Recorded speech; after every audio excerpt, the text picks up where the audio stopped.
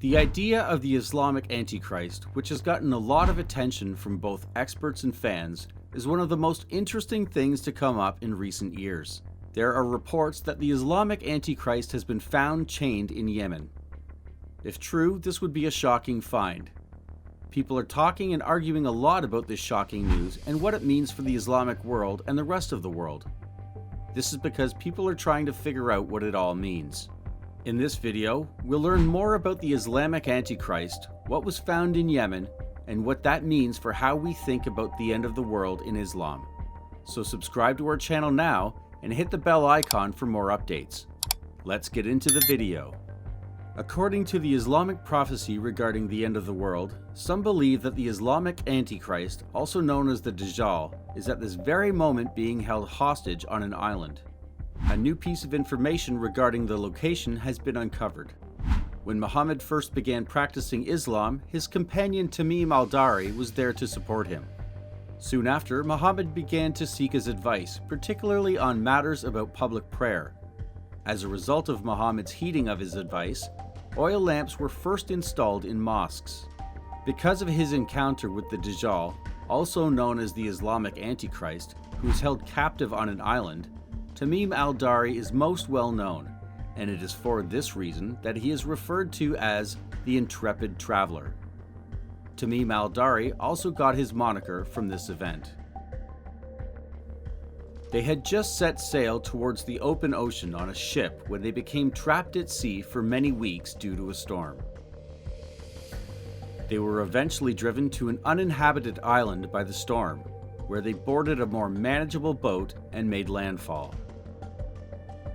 They were greeted by a strange monster that was covered in hair as they moved closer and closer to the island.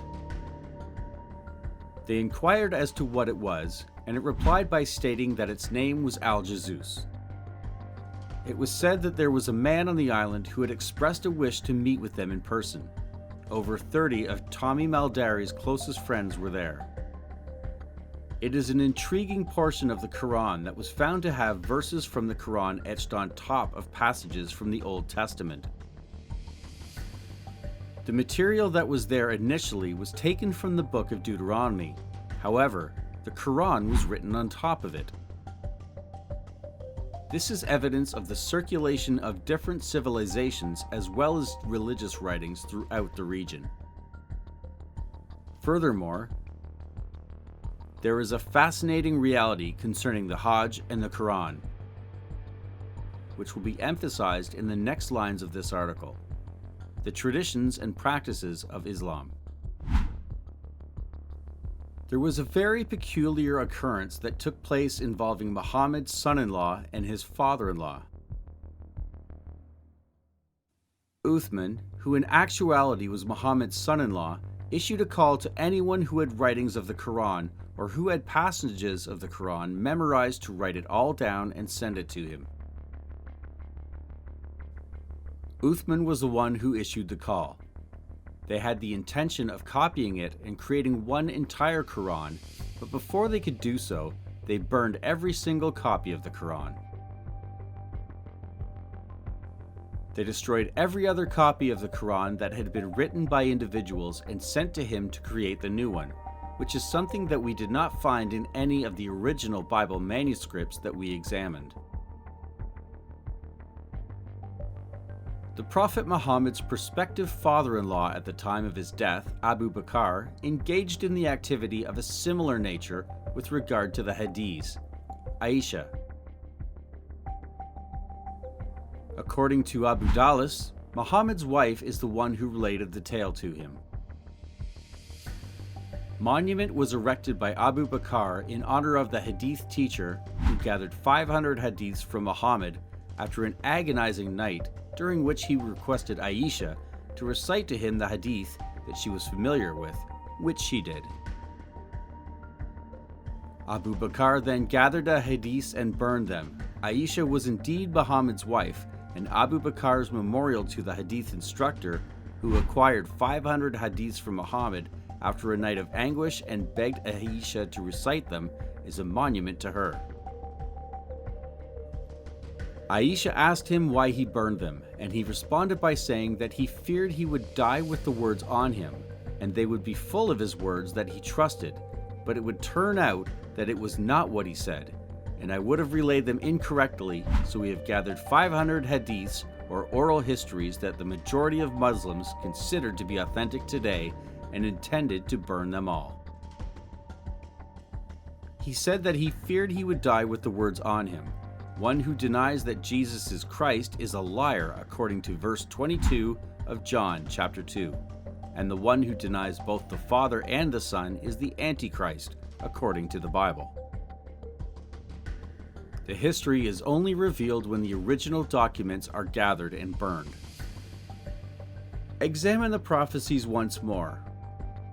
All that is required is a study of all the ancient prophecies and messianic predictions, and what Jesus stated he would perform, he met every one of them that demonstrates his divine origin. Then, as the most recorded figure in antiquity, Jesus Christ examined what he said, what he stated. While he was on earth, he claimed to be God's Son, the world's Savior, the Messiah, and the only route to paradise. Examine what he stated while we investigated the historical documents as well as the bibliography, and what we discovered is that which is present and which can be confirmed. According to the 8th verse of Revelation chapter 17, the beast that you once saw and now do not see will come up out of the bottomless pit, and it will go to its doom. The beast that you once saw and now do not see will go to its destruction. The people who live on earth and whose names have not been recorded in the book of life since the beginning of time will be astounded when they see the beast, because the beast has existed in the past, but it does not exist at this time. However, it will exist in the future. These people's names have not been recorded in the book of life since the beginning of time. If you have faith that Jesus Christ is the promised Messiah, you will understand that the biblical predictions found in the Bible have been fulfilled in their entirety, and that the only way to reach heaven is by following in his footsteps. It will be abundantly clear that the actual Antichrist has arrived if he marks the number 666 or his name on the palms and foreheads of those who are in his presence when he does appear. This will serve as a clear indicator of the actions that the Antichrist will take. We appreciate you taking the time to watch this and for sharing your thoughts with us in the comments box below. It is a good and important thing to focus on developing one's spiritual fortitude and engaging in spiritual combat.